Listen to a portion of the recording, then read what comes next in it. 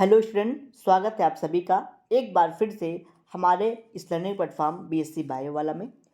Student, आज इस lecture में हम लोग बात करेंगे रिजर्व फूड मटेरियल यानी कि एसिमिलेटरी प्रोडक्ट के बारे में। रिजर्व फूड मटेरियल क्या होता है? आप लोग इस चीज़ को काफ़ी दिन से पढ़ते आए होंगे रिजर्व फूड मटेरियल के बारे में। एक बार हम फिर से रिजर्व फूड मटेरियल पे डिस्कस कर लेते हैं, होता आखिर क्या है। देखिए, जो प्लांट होते हैं वो अनफेवरेबल कंडीशन में उनको भोजन की रिक्वायरमेंट होती है। सनलाइट के अब्सेंस में, जैसे मान लीजिए कि सनलाइट कभी कभी प्लांट को ना मिल पाई, विंटर का मौसम चल रहा है मान लीजिए और सनलाइट नहीं मिल पाई, तो वो भोजन का फॉर्मेशन नहीं कर पा रहा है। तो लेकिन सारी एक्टिविटी को परफॉर्म करने के लिए उसको एनर्जी चाहिए, भोजन यानी कि चाहिए। तो करता क्या है, कुछ भोजन को स्टोर कर लेता है स्टार्च के फॉर्म में। जैसे आपके और हमारे बॉडी में ग्लाइकोजन के फॉर्म में रिजर्व फूड मटेरियल स्टोर होता है। जैसे कभी ऐसी कंडीशन आ गई कि भोजन ना मिल पाए, तो आप जो आपके अंदर रिजर्व फूड मटेरियल है, ग्लाइकोजन है, प्लांट में स्टार होता है उसको वो उससे वो एनर्जी प्राप्त करता है, नरिशमेंट लेता है। ठीक उसी प्रकार जो एल्गी होते हैं, ठीक है, एल्गी होते हैं उसमें भी क्या होता है, रिजर्व फूड मटेरियल होता है। ठीक है, यानी कि अनफेवरेबल कंडीशन आने में भी वो अलग प्रकार के यानी कि अपने रिजर्व फूड मटेरियल से भोजन ले सकते हैं। इसी रिजर्व फूड मटेरियल को एल्गी यानी कि एल्गी के लैंग्वेज में यानी कि इनके केस में एसिमिलेटरी प्रोडक्ट भी बोल दिया जाता है। रिजर्व फूड मटेरियल को एसिमिलेटरी प्रोडक्ट बोल दिया जाता है, जो कि क्या है, रिजर्व फूड मटेरियल की तरह होता है। यानी कि रिजर्व फूड मटेरियल को एसिमिलेटरी प्रोडक्ट भी बोलते हैं। ठीक है, तो रिजर्व फूड मटेरियल क्या होता है आपको समझ में आया कि जैसे ह्यूमन बीइंग में, जैसे आपको मान लीजिए कि 4-6 दिन भोजन पानी न दिया जाए तो आप तुरंत डेड तो होने जाएंगे, तुरंत मृत्यु तो होगी नहीं। तो होगा क्या कि आपके अंदर जो ग्लाइकोजन के रूप में बना जो रिजर्व फूड मटेरियल है, उससे आप नरिशमेंट लेंगे। ठीक है, उससे आपको एनर्जी मिलेगी। तो उसी प्रकार प्लांट में भी होता है कि कुछ होते हैं जो कि स्टोर करके रखे रहते हैं। तो जो होता है रिजर्व फूड मटेरियल, वो प्लांट में 6 तरीके से होता है, कई प्रकार के होती है, आप कह सकते हैं। ठीक है, तो जैसे पहला है स्टार्च। इनमें स्टार्च भी रिजर्व फूड मटेरियल के रूप में होता है, लेकिन वो किस में होता है, क्लोरोफाइसी के मेंबर में। क्लोरोफाइसी के मेंबर में ये रिजर्व फूड मटेरियल होता है। दूसरा आता है आपका फ्लोरिडीन स्टार्च। फ्लोरिडीन स्टार्च इसमें किस में पाया जाता है, रोडोफाइसी के मेंबर में। Starch occurs in member of Chlorophyceae, floridean occurs in starch occurs in member of Rhodophyceae. तीसरा आता है आपका सियानोफाइसियन स्टार्च। ये किस में पाया जाता है, ये पाया जाता है आपको सियानोफाइसी में। ठीक है, तीसरा आपका पैरामाइलम, ये किस में पाया जाता है, इग्लूनोफाइसी में। चौथे नंबर पे है फैट या आयल, ये भी रिजर्व फूड मटेरियल के रूप में है। किसमें पाया जाता है, जेंथोफाइसी और बैसिलेरियोफाइसी। छठे नंबर पे आता है आपका लेमिनेरिन और मैनिटॉल, ये किसमें पाया जाता है, occurs in member of Phaeophyceae. किसमें, फियोफाइसी। फिर से समझिए, रिजर्व फूड मटेरियल यानी कि किसमें किसमें पाया जाता है, एल्गी में पाया जाता है। एल्गी में कई प्रकार के होते हैं। अब एल्गी को उसके क्लासिफिकेशन में बहुत सारी 11 क्लास में बांटा गया है। इसको हम नेक्स्ट क्लास में आपको बताएंगे क्लासिफिकेशन के बारे में।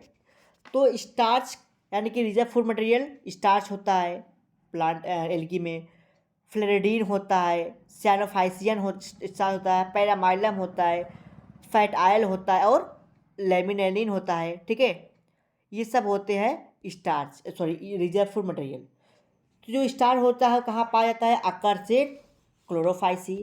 Floridean starch occurs in member of Rhodophyceae. Cyanophycean starch occurs in member of Chlorophyceae Cyanophyceae. Paramylum occurs in member of Euglenophyceae. Fat and oil occurs in member of Xanthophycean Bacillariophyceae. Laminarin and mannitol occurs in member of Phaeophyceae. ये reserve food material के बारे में हो गया। ठीक है, आइए अब एक ग्राफ के माध्यम से हम कुछ बातों को डिस्कस करते हैं, ठीक है। जैसे ये लिखा है क्लास, यानी कि कौन कौन से ऐसी फैमिली है, सॉरी मेंबर है जिसमें पिगमेंट कौन सा पाया जाता है, फ्लैजिला कौन सा पाया जाता है और रिजर्व फूड मटेरियल कौन सा पाया जाता है, इसके बारे में समझते हैं। इसके पहले आपको हम बता दें क्लासिफिकेशन के बारे में। देखिए, एल्गी का क्लासिफिकेशन कई रूपों में दिया गया है, ठीक, जिसमें से एफ ई फ्रिज, एक साइंटिस्ट है एफ ई फ्रिज, उनका मोस्ट एक्सेप्टेबल क्लासिफिकेशन रहा। कौन साइंटिस्ट थे? एफ ई फ्रिज, FRITSCH, ठीक है। इन्होंने क्लासिफिकेशन दिया जो कि एक मोस्ट एक्सेप्टेबल है। इन्होंने एल्गी को 11 ग्रुप में बांटा था।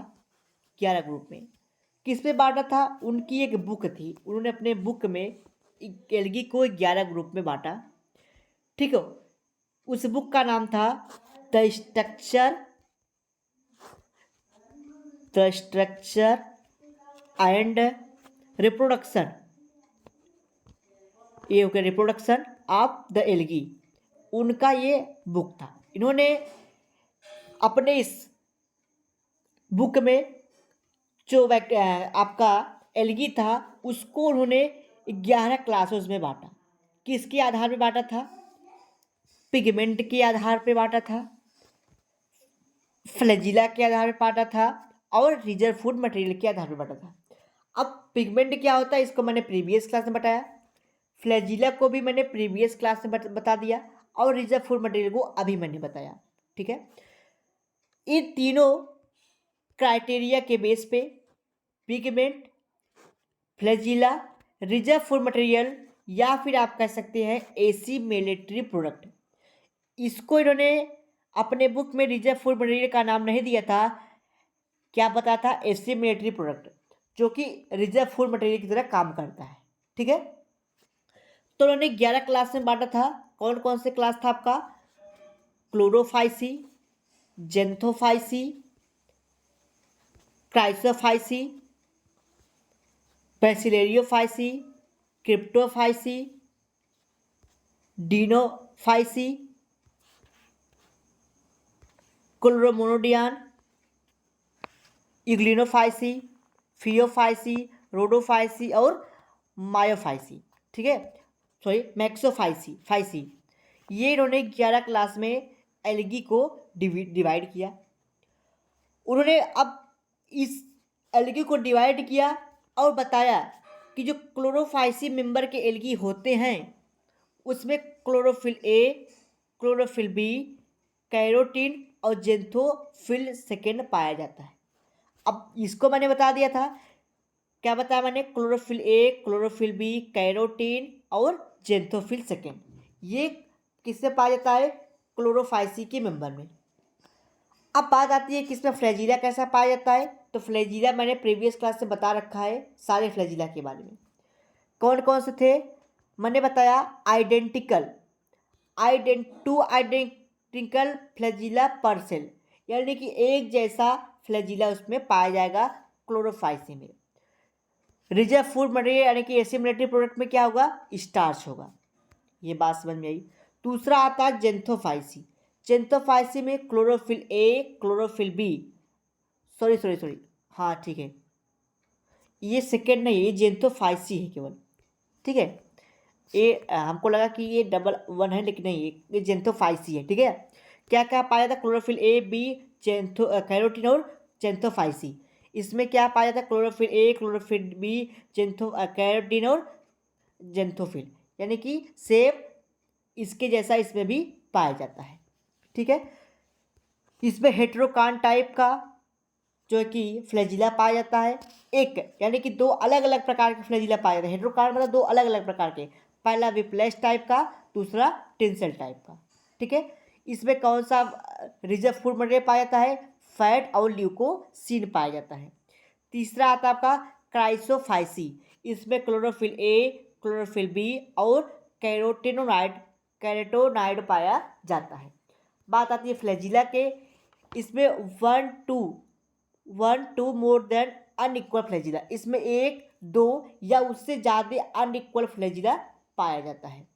इसमें रिजर्व फूड मटेरियल आयल और ल्यूकोसिन होता है। तीसरा है बेसिलेरियोफाइसी। ये इसमें कौन सा पिगमेंट पाया जाता है? क्लोरोफिल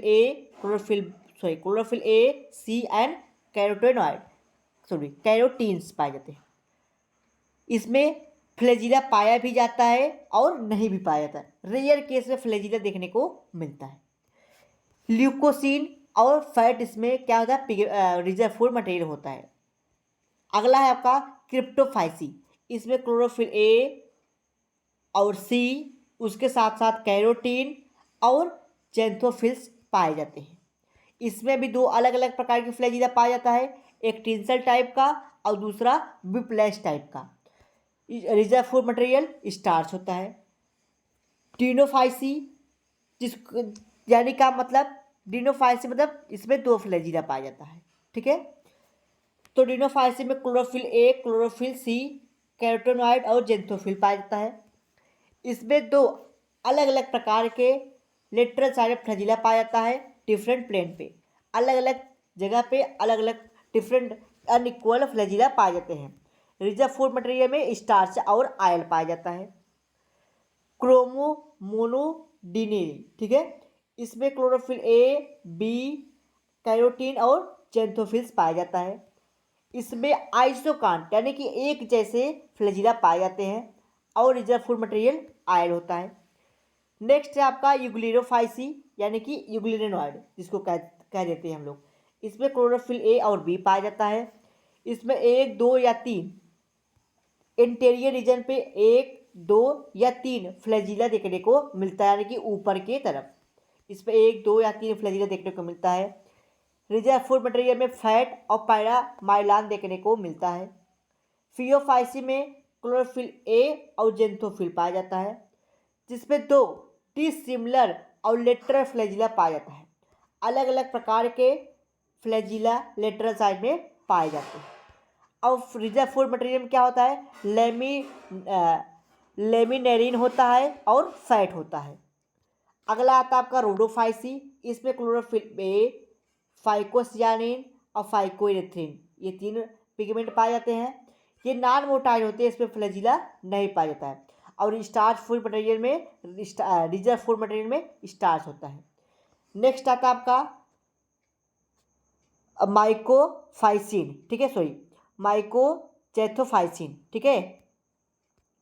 इसमें क्लोरोफिल ए, कैरोटीन, फाइकोसियानिन और फाइकोइरेथ्रिन ये चार अलग अलग प्रकार के पिगमेंट पाए जाते हैं। ये नॉन मोटाइल होते हैं। क्या होते हैं? नॉन मोटाइल होते हैं। और सियानोफाइसियन एंड स्टार्च पाया जाता है। सियानोफाइसियन जैसा एक स्टार्च पाया जाता है। ठीक है, तो ये रहा पूरा फ्लैजिला, पिगमेंट और रिजर्व फूड मटेरियल के एक ही मतलब टॉपिक में ये सारी चीज़ें। आप चाहते हैं तो इसका ग्राफ भी बना लीजिएगा अपने नोट्स में। ये सारी बातें हो गई। ठीक है, क्लासिफिकेशन की शायद ज़रूरत अब तो न पड़नी चाहिए। 11 क्लास मैंने बता ही दिया कौन कौन सा है। यही चीज़ें वहाँ पे भी आपको बताई जाएगी। हाँ, ये पिगमेंट पाया जाता है और इसके थोड़ा सा वहाँ पे एडवांस कुछ चीज़ें बताई जाएगी। चलिए देखते हैं, हमको उसके बारे में देखते हैं। अगर इम्पॉर्टेंट होगा तो बता दिया जाएगा क्लासिफिकेशन के बारे में। वैसे यहाँ से क्वेश्चन देखने को, क्लासिफिकेशन से क्वेश्चन देखने को नहीं मिलेगा। फिर भी देखते हैं, अगर इम्पॉर्टेंट होगा तो उस चीज़ को बता देंगे, नहीं तो उसको रहने देंगे। ठीक है, तो ये रहा पूरा रिजर्व फूड मटेरियल, फ्लैजिला, सबका एक ही लेक्चर में सारी चीज़ें हो गई। ठीक है, तो चलिए मिलते हैं नेक्स्ट लेक्चर में नए क्लास के साथ। अगले क्लास में अगर क्लासिफिकेशन पढ़ाना होगा तो पढ़ाएंगे, नहीं तो फिर हम स्टार्ट करेंगे नास्टॉक को। ठीक है, नास्टॉक या फिर हम वॉल्वॉक्स को स्टार्ट करने वाले हैं। ठीक है, अगर आपके कोई डाउट, कोई क्वेरीज, क्वेश्चन हो तो कमेंट बॉक्स में आप अपने डाउट, क्वेरीज, क्वेश्चन को पूछ सकते हैं। ठीक है, तो चलिए मिलते हैं नेक्स्ट लेक्चर में नए टॉपिक के साथ।